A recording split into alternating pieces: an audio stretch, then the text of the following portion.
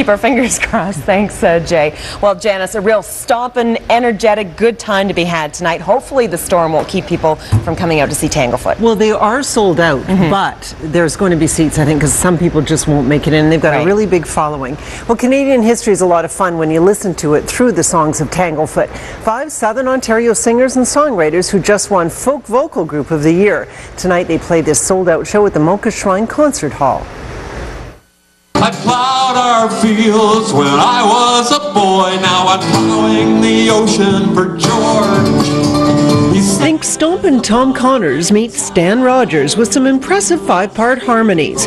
The songs are steeped in Canadian history and inspired by colorful characters like those who sailed the seas with King George. We've got stories about Laura Secord, which of course is true, and about a bootlegger during the days of Prohibition, and about a guy who lost his finger in a barroom brawl in Niagara Falls. And thus the subject of the crown for King George I must play. One reviewer calls Tanglefoot musical mythologizers, and while they document the Canadian experience, there's a little bit of the tall tale thrown in. I mean, obviously there's stories, and most of them have something to do with some aspect of Canadiana, but there's always that little element or that little twist or that little germ, you know, that really makes it interesting and makes it simply more than, you know, a laundry list of this happened and that happened. So there's a story about a cross-dressing bootlegger from the Kingston area. He gave away some of his profits and dressed as a woman to escape the police.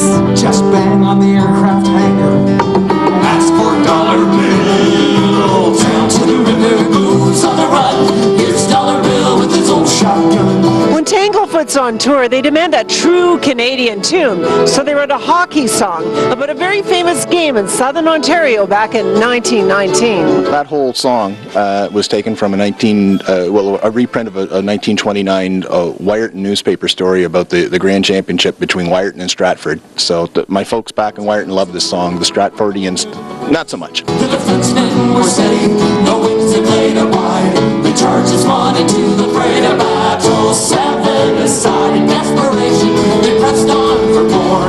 They wanted to... They're a bit Great Big Sea-ish. I was going to say, very East Coast sounding. Yeah, there. they really are a lot of fun. All right, sounds good. Thanks, Janice.